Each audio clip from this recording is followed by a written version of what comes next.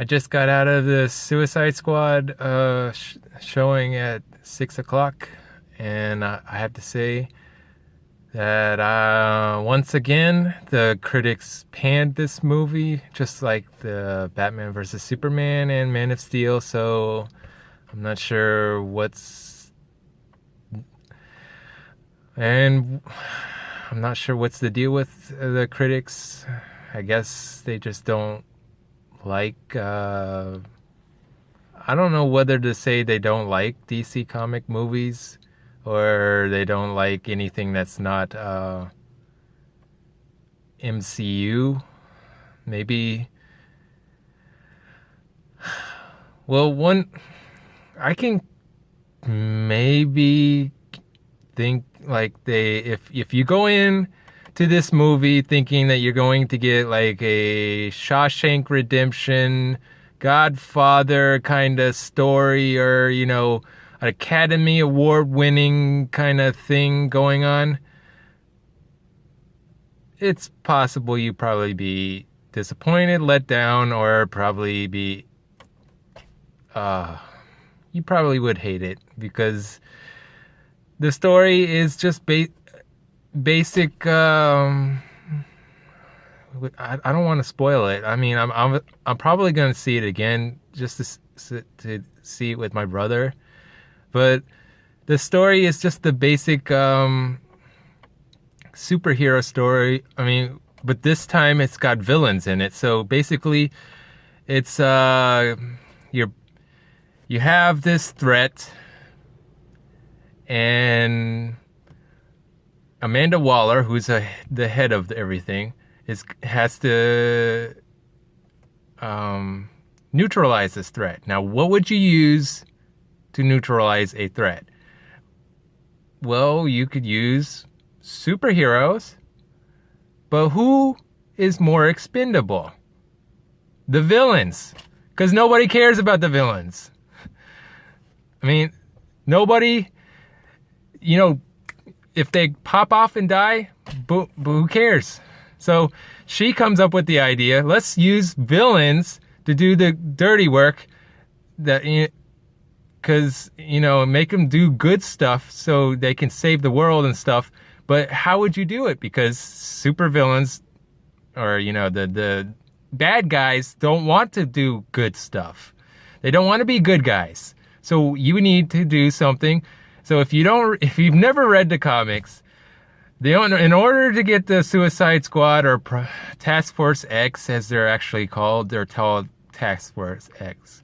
But they're called the Suicide Squad because they're implanted with bombs that will blow up. Now, if you've seen Arrow, or Assault on Arkham, or read the comics, or anything that has anything to do with the Suicide Squad, you would know that this is almost common knowledge. So I'm not really spoiling anything, because even in the trailer they show them wheeling them in.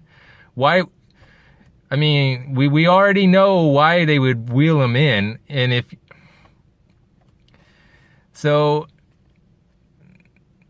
it's possible that the critics might not have liked it because of this. I don't know. Maybe they were expecting something and they got, I don't know what they were expecting, really. I mean, I expected a good action with funny, quirky moments, which I got.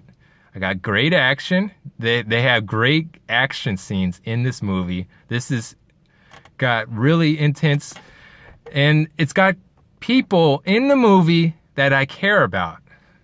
Like, I love the chemistry between Joker and Harley Quinn. Now, one little letdown, kind of, I thought, I don't think this is a spoiler, but Joker's not in the majority of the movie. So if you're expecting him to be a really, really, think of him as, his role is about as equivalent as maybe Wonder Woman is. He's important, but he's important. He's important to this story.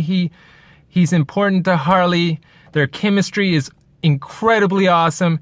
And maybe when I do a spoiler video, I will go more in depth into this because I do not want to spoil anything. And I surely hope I'm not really spoiling anything, but I'm telling you, his role is important, but it's about as lengthy as maybe Wonder Woman's in Batman versus Superman. That's about the equivalence right there. Roll call in the cast is let's see, Margot Robbie is great as Harley Quinn.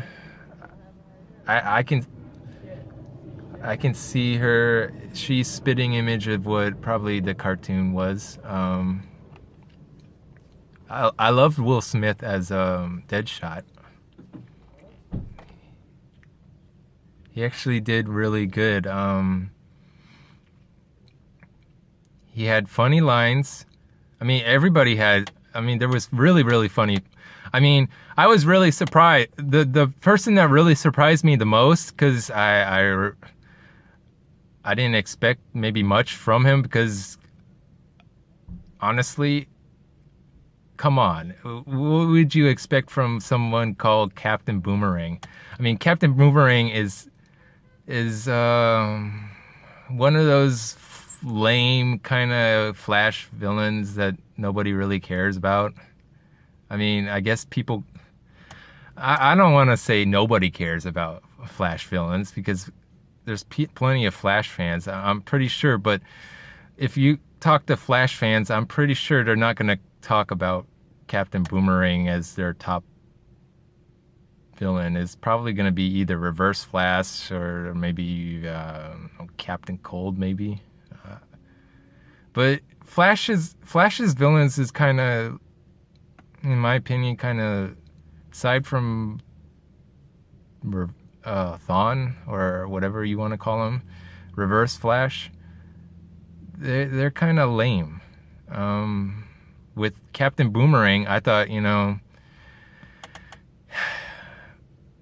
I didn't know what I mean, I saw the trailer, so I thought, oh, well, this could be potentially a good character. And to my surprise, he did make me. I liked Jai Courtney. What he did was great. In the Flash movie, I hope he makes an appearance. I really do. I really hope he is in the movie, because I liked his character a lot. He was really good in this movie, and I hope this movie does well enough to warrant a sequel. And I really hope this movie does well enough to warrant a side project with Joker and Harley. Joker and Harley were great. Their chemistry was top notch. The depth of the story, I mean, I can see maybe a negative, maybe because they needed to flesh out the characters. Maybe that might be a negative. I don't know. I didn't have a problem with them going into little details about the people like El Diablo and stuff, and especially with flashbacks. I mean, I think that was necessary. I mean, it wasn't like it was taken away from the movie itself, because you got to know these characters in order to like them. And I think this movie does a great job in making you care about these characters. Well, all but one. And I'm not going to mention that one, because that's a huge spoiler, but it's a necessary... If you watch the movie Assault on Arkham, the DVD, the Batman is basically the Suicide Squad movie with animated movie. But anyway, it has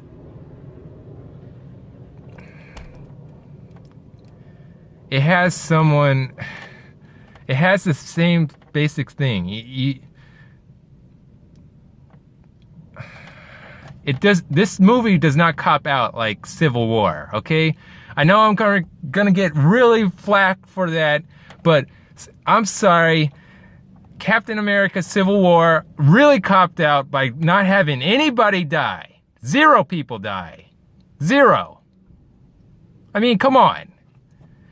What would have made this story more intense is if there was one, at least one person. It didn't even have to be Captain America or, Iron Man or anything. It could have been a side character.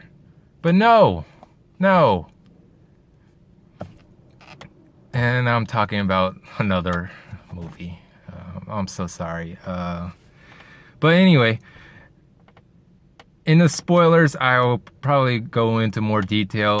But this movie didn't really cop out. It had to give you a reason it had to show something, okay? And in order to show something, someone had to die. So if you want to use deductive reasoning to figure out who dies or whatever, fine.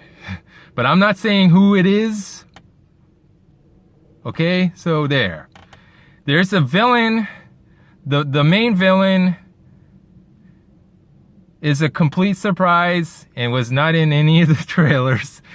It's so funny that they had so many trailers on this movie, but they didn't really reveal much of the overlying, like what's going on. And you know what? That's fine. All the trailers were fun. This movie was fun. I give this movie a B plus, actually.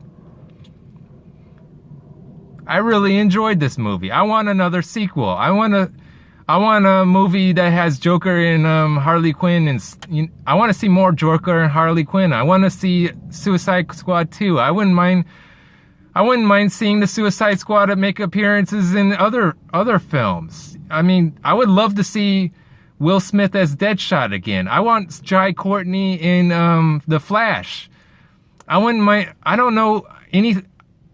didn't know who El Diablo was, but I care about El Diablo enough to warrant him appearing in some sort of fashion.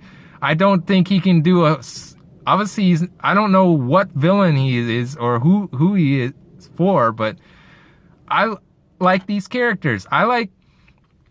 And give credit for Amanda Waller. Viola Davis did a great job making a character that you hate, despise. So, all in all, I recommend this movie. And I'm going to do a spoiler video sometime when I see this again. So, watch for that.